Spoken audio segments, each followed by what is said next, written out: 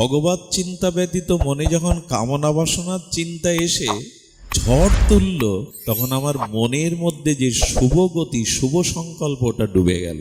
দয়া করে যারা এসছেন এই শীতার্ত রজনীতে, যেন আমাদের মন ডুবে না যায় অন্য বিষয়ে, অন্য ঝড় যেন না লাগে আমাদের মনে, এইটুকু অনুরোধ আপনাদের কাছে।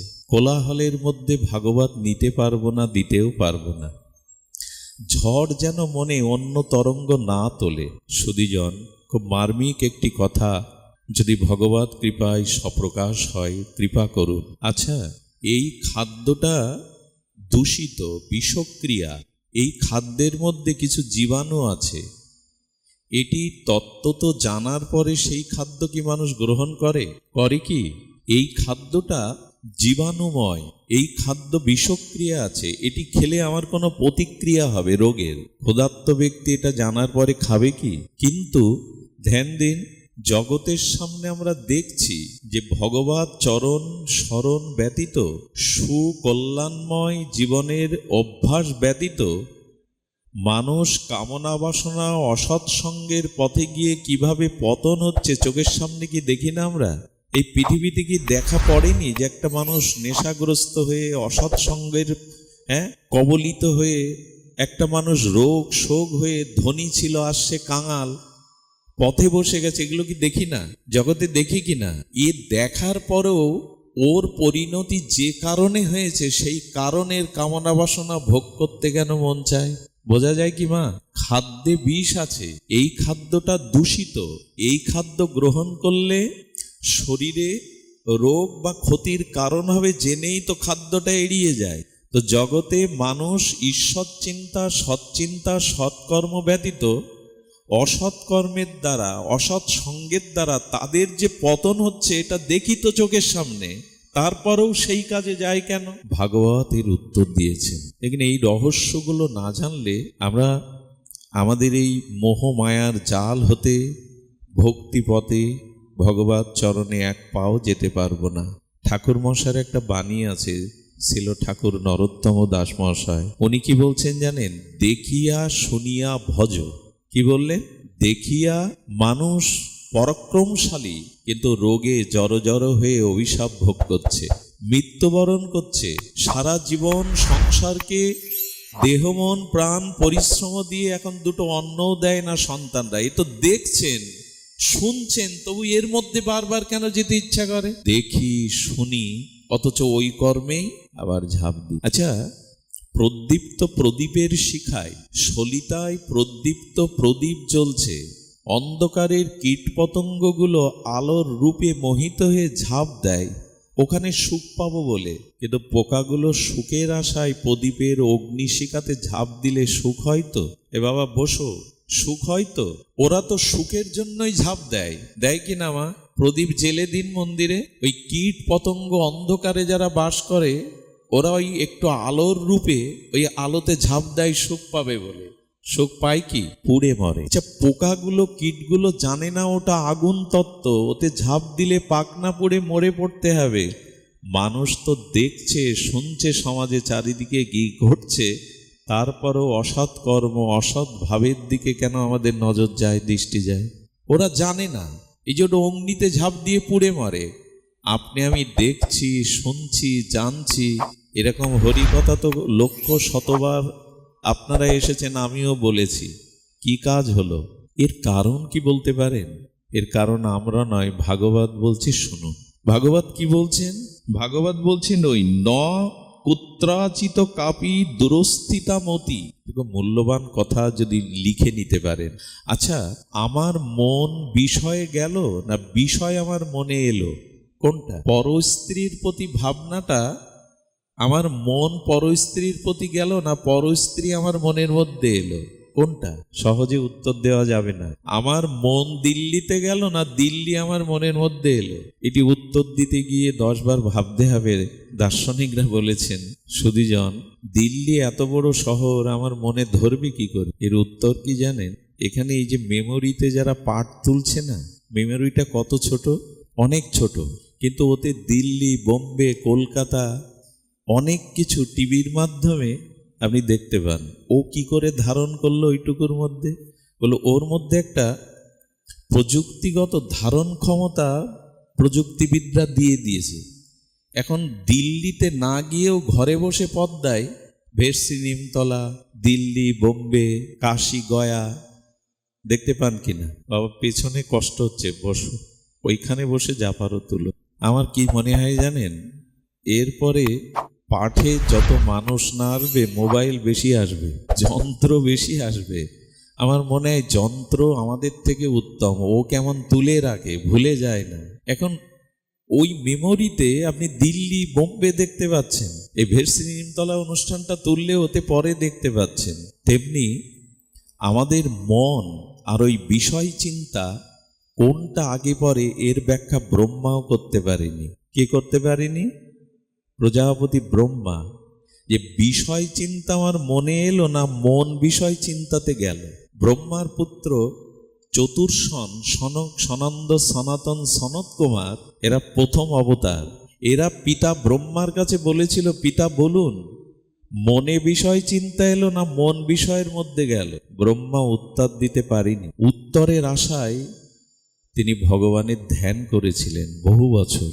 ভাগবতে কেন আসতে হয় জানেন? আমার জীবনের সব কিছু জানা নেই, কোনটা মঙ্গলের পথ, কোনটা কল্যাণের পথ, আমি আমার বুদ্ধিতে যতটুকু জানি ওটা যথার্থ জানা নয়। তাই শাস্ত্র আর সাধুদের চরণে বসতে হয়, তারাই পথ দেখিয়ে দেয়, এই পথটা কল্যাণের, এই পথটা মঙ্গলের। সব কিছু আমাদের জানা নাই। আমাদের পথ চেনাবার জন্য শাস্ত্র, সাধু মহাজনগণ আসেন আমাদের দুয়ারে। তারাই আমাদের যথার্থ সত্য সুন্দর মঙ্গলের পথ রচনা করে দেয়, এই পথেই চলো। সে বহু আগে ঋষিরা এই পথের কথা বলেছিলেন।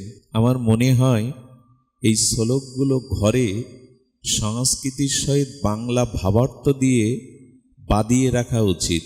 ঋষিরা বহু আগে বলেছিলেন, অসতমা সদ্গময়া, অসৎ থেকে সত্যের পথে এসো, তমসমা জ্যোতির্গময়া, অন্ধকার থেকে আলোর পথে এসো, মৃত্যুম বা অমৃতম গময়া, বারবার মৃত্যুর পথে না গিয়ে অমৃতের পথে এসো, অবিরাবির্ময়েধি, আর নিজের মনের মধ্যে বিষয় চিন্তাকে পরিহার করে নিত্য নিরন্তর ভগবৎ চিন্তনকে প্রকাশ ঘটাও। এই মন্ত্র আমাদের জানিয়েছিল, কিন্তু ওই যে ব্রহ্মা তপস্যা করতে করতে, তপস্যা ছাড়া ভগবৎ কৃপার পাত্র তৈরি হয় না। কি বললাম? ধ্যান দিচ্ছেন তো মায়েরা? এক মা চোখ বন্ধ করেই শুনছেন, ভালো, এইভাবে শোনা উচিত। গাঢ়ভাবে কথাগুলোকে গিলছেন, সহজ বাংলায় কথাগুলো গিলতে হবে, কথাগুলো ভেতরে প্রবেশ করাতে হবে। কি বলছেন? তপ, তপ মানে তপস্যা। তপ বানানটা কি? ত প। তপ মানে তপস্যা। এবার শব্দ উল্টে দিন। তপ শব্দটা উল্টালে কি হয়? পথ। যার তপস্যা নেই তার পতন অবশ্যই হবে। তপস্যা থাকলে সে ঈশ্বরের প্রজ্ঞা, জ্ঞান, মঙ্গল ধারণ করতে পারবে, ওটাই পাত্র। আর তপস্যা যার নাই, বিপরীতে পথ, অর্থাৎ তার পতন। আপনারা এখানে তপস্যা করতে এসছেন, শীতকে উপেক্ষা করে মাটিতে 2 ঘন্টা নীরবে কথা না বলে হরিকথার দিকে কান, মন, প্রাণ সঁপে দিয়ে 2 ঘন্টা ক্ষুধা, তৃষ্ণা, বিনোদন ত্যাগ করে বসার নামই তপস্যা। তপস্যা মানে মেরুদণ্ড খাড়া করে ঊর্ধ্বপদে হেডমুন্ড, এমন না। তপস্যা মানে তাপ সহা। তাপ, সামনে নড়াচড়া করো না, ওইদিকে তাপ সহাকে বলে। এই যে শারীরিক মানসিক কষ্টটা, বিষয় ছেড়ে এখানে বসেছেন, এটাই তপস্যা। আপনাকে ঊর্ধ্বপদে হেডমন্ডে ঝুলতে হবে না। তাপকে সহ্য করার নাম তপস্যা।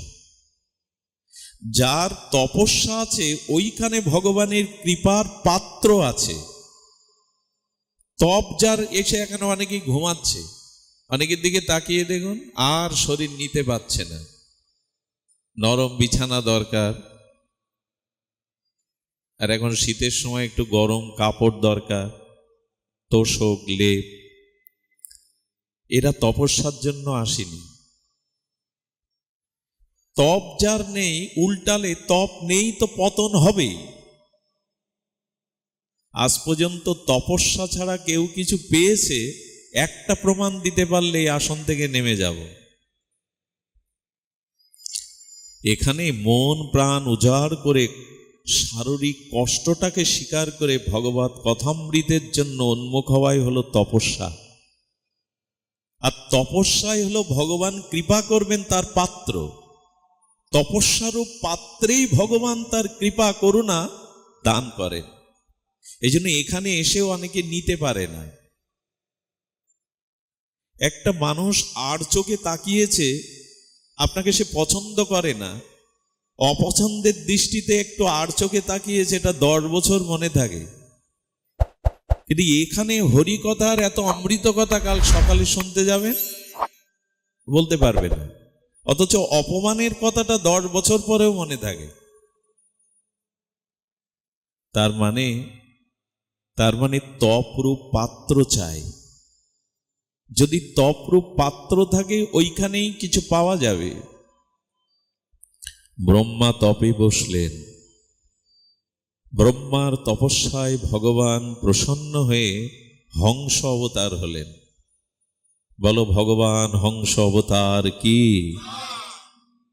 এটা একটু দিলাম কেন, আমি এরকম দিতে বলি না, দিলাম কেন একটু আড়ষ্ট ভাঙুক। ব্রহ্মার সামনে ভগবান কি রূপে আসলেন? হংস। আচ্ছা, অন্য কোন প্রাণী রূপে আসতে পারতেন না ভগবান? হংস মানে কি জানেন? হংস মানে বিবেক। সাধনা করলে, তপস্যা করলে, আরাধনা করলে বিবেক পাবেন। হংসকে বিবেক বলা হয়। হংসকে আরেকটি বলা হয় পরম হংস।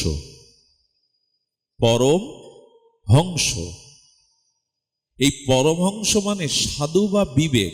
আবার বলি পরমহংস মানে হংস মানে, তবে আমাদের এই রাজহাঁস না, এই পরমহংস পাওয়া যায়। আপনাদের জানা আছে আমাদের কৈলাস, এই কৈলাসের পাশে মানস সরোবর আছে। এটাকে অনেকেই পৃথিবীতে স্বর্গ বলেন। কৈলাসে মানস সরোবরে এই পবিত্র হংসগুলো বিচারণ করে, তারা মুক্ত আহরণ করে, বিশুদ্ধ জলে বাস করে। আমাদের এই রাজহাঁস না। ওরা কি করে? ওরাই কেবল দুধ এবং জল একসাথে করলে ওদের অধর থেকে দুধটা নিয়ে জলটা, আমাদের এই রাজহাঁস পারে না। আমরা উদাহরণ দেই বটে, এটা ওই রাজহংসেরই কাজ, দিয়ে দেখবেন এই রাজহাঁস পারবে না। ওরা দুধটাকে, সারটাকে গ্রহণ করে অসার জলটা রেখে দেয়। রাজহংস মানে বিবেক। ভাগবত শ্রবণে, সাধু সঙ্গে, তপস্যার দ্বারা হংস অবতার অর্থাৎ বিবেকের অবতরণ ঘটে হৃদয়ে। তখন অসৎটা পরিত্যাগ করে তখন সৎটা বেছে নেওয়ার ক্ষমতা হয় তার। এরে বলে বিবেক। হংস মানে সাধু বা বিবেক। এই বিবেক সাধু সঙ্গে ছাড়া যাকবার অন্য কোনো স্থানই নেই। তদ্বৈত বিবেক অজ্ঞান মোহ অন্ধকার হেতু তৎ উদয়িত বিবেক। বহু জন্মের সুকৃতি সৌভাগ্যে সাধু সঙ্গে হরিকথা প্রাপ্ত হলে জীবের বিবেক জাগে। আচ্ছা, BA pass, MA pass, degree বা বহু জ্ঞান অর্জন করলে বিবেক হবে না? বলো হবে না। সবাই জল আর দুধ আলাদা করতে পারবে না, সব হাঁস সব অংশ পারবে না। তার মানে আপনি উচ্চ শিক্ষিত হলেও জগতে আপনার জ্ঞানের মহিমা চারিদিকে বিদিত হলেও আপনি পারবেন না বিবেক। বিবেক একমাত্র সাধু সঙ্গেই জাগবে, বিবেক একমাত্র সাধুসঙ্গ হরিকথাতেই জাগবে, দ্বিতীয় কোথাও বিবেক জাগবে না। তবে ওতে হবে উত্তম সাধুসঙ্গ। দেখুন, মানুষের বিবেক আজ প্রায় লুপ্ত। কথাটি বলতে হয় কঠিন বাস্তবতার, বিবেক আজ লুপ্ত। আচ্ছা, ধ্যান দিন তো, সমুদ্রের অতলস্পর্শী জলের তলে খনিজ সম্পদ আবিষ্কার করছে কিনা মানুষ? করছে কিনা? শুধু কি তাই, সমস্ত গ্রহ নক্ষত্রে স্যাটেলাইট দিয়ে সমস্ত গ্রহ নক্ষত্রের সন্ধান মানুষ করছে। চাঁদ জয় তো পুরানো খবর, বিজ্ঞানীরা চন্দ্র জয় করেছে, এটা অনেক পুরানো খবর। এখন মঙ্গল গ্রহে বাস করবে, এটাই নূতন খবর। সমুদ্রের তলদেশ থেকে মহাকাশ, গ্রহ নক্ষত্র, মঙ্গল গ্রহের গবেষণা, আকাশ পাতাল ভেদ করে মানুষ সব জানছে, অথচ মানুষ নিজেকে এটা জানে না। আমি কে, এই বোধ তার এখনো, একে বলে স্বরূপ, নিজের স্বরূপ আমি কে, পৃথিবী জেনে ফেললো, আকাশ জয় করে ফেললো, চন্দ্র জয় করে ফেললো, মঙ্গল গ্রহ জয় করে ফেললো, সমুদ্রের তলদেশ থেকে খনিজ সম্পদ বের করে আনলো, অথচ জানলো না আমার স্বরূপকে, আমি কে। একটাই জগতের বিদ্যা আছে, বিবেক বিদ্যা নাই। বিবেক না হলে জানা যাবে না আমি কে। সাধুসঙ্গ ওটাই জানিয়ে দেয়, হরিকথা ওই কৃপাটা করে দেয়, তুমি আর কেহ নও, তুমি কর্তা নও, তুমি ভগবানের দাস, রাধারানীর দাস, এটাই তোমার পরিচয়।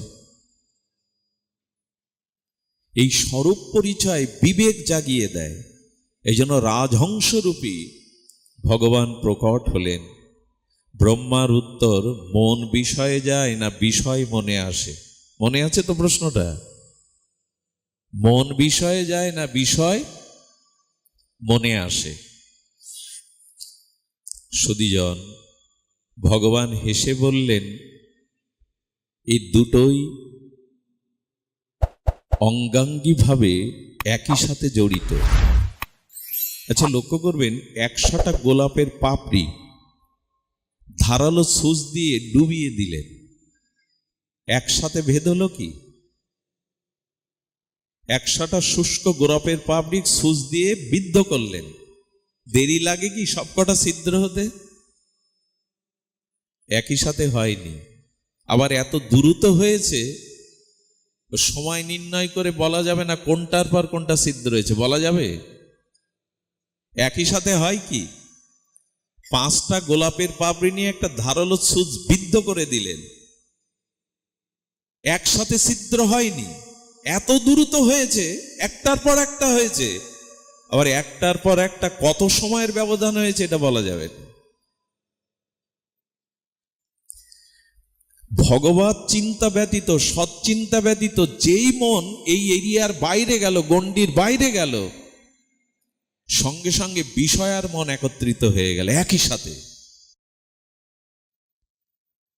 এই প্রশ্নের উত্তরে ভগবান হংস অবতার যা বলেছিলেন, অদ্ভুত কথা বলেছিলেন। তাহলে বিষয় চিন্তাটা আর মন আর বিষয় চিন্তা একত্রিত হয়ে, এবার বলুন ভগবান, এদের আলাদা করব কি করে?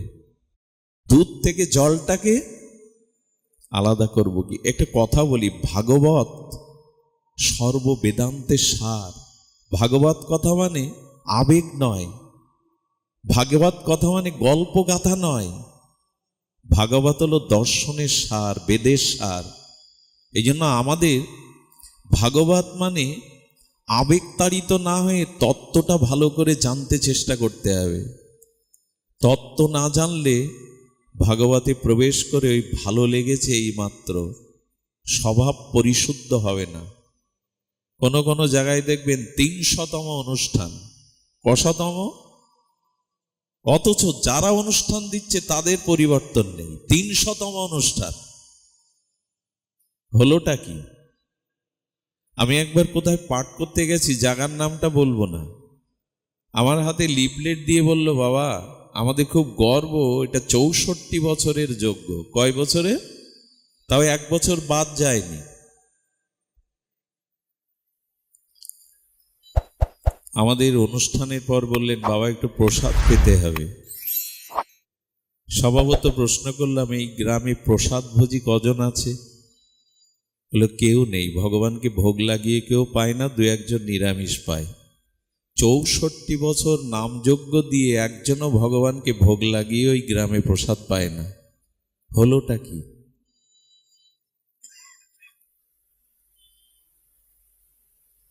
এই জন্য 600তম 500তম পর্ব চলছে,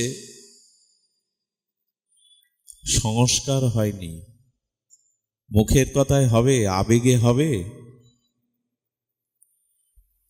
নেচে গিয়ে লাফালাফি দাপাদাপি করে বাইরের আনন্দ হয় বটে, বিবেক জাগাতে গেলে তত্ত্ব অনুসন্ধান করতে হবে। আমরা যন্ত্রের মতো করে যাচ্ছি, অথচ আমাদের স্বভাব সংস্কার যন্ত্রের মতো চলছে। নাম যজ্ঞ অনুষ্ঠান যন্ত্রের মতো। আমি মঙ্গলবারের রাত্রে শরিয়াতপুরে পাঠ করে রাত জেগে ব্রাহ্মণবাড়িয়ায় গেছি, ওখান থেকে কসবায় গেছি। বলে নিজের ঢাক পিটাচ্ছ কেন? অন্য কথা বলো। ঢাক পিটাচ্ছি না, ওইখান থেকে সারা রাত জেগে ফিরে এসে আবার এসছি। অনুষ্ঠান তো বাদ নেই। মাঝে মাঝে নিজেকে প্রশ্ন করি, এত যে ছুটছ, কোথায় ছুটছ? কোন লোককে ছুটছ? কাদেরকে জাগিয়েছ তোমরা? তোমাদের আসরে বসিয়ে বড় মালা দেয়া হয়, বড় বড় করে তোমাদের উপাধি বলা হয়, কাকে জাগিয়েছ? কজনকে জাগিয়েছ?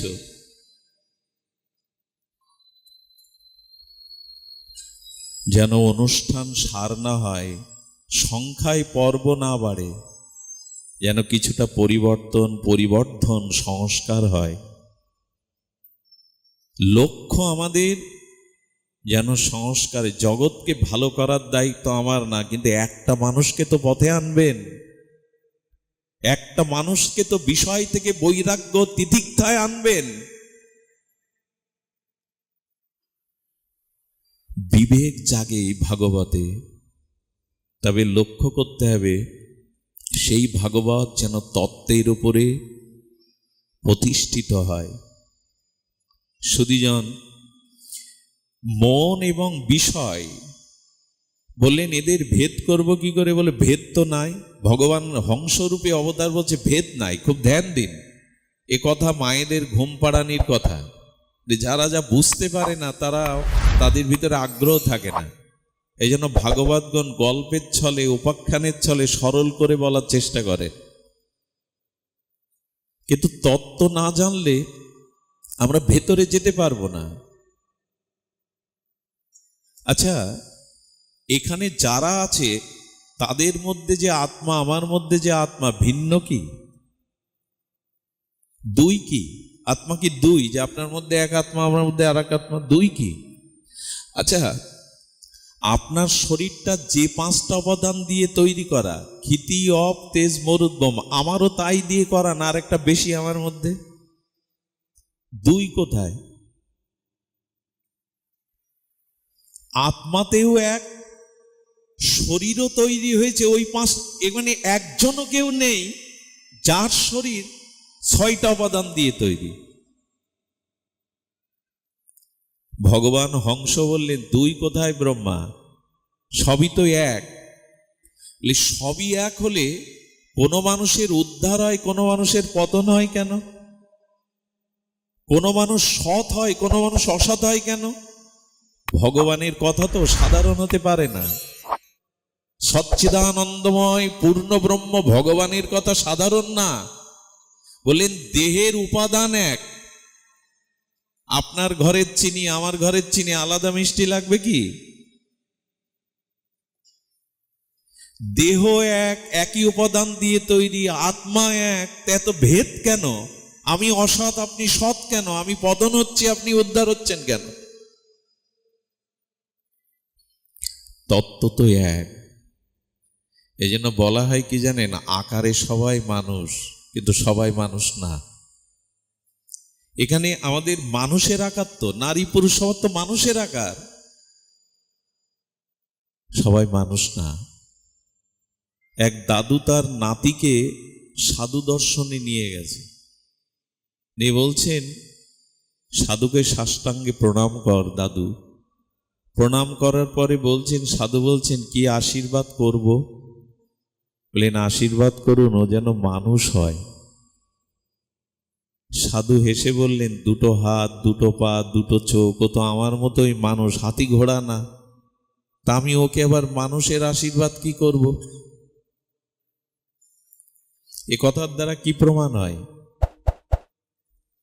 আকারে মানুষ হলেও সকলে আমরা মানুষ নই। উনি বললেন আকারেও মানুষ, যাতে প্রকৃত মানুষ হয় আপনি সেই আশীর্বাদ ওকে করুন।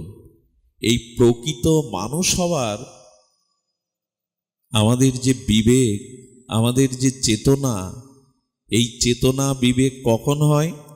বললেন যে মানুষের মধ্যে আত্মা এবং শরীর তত্ত্ব এক হলেও বিভেদ শুধু এই বিবেকই করে দেয়।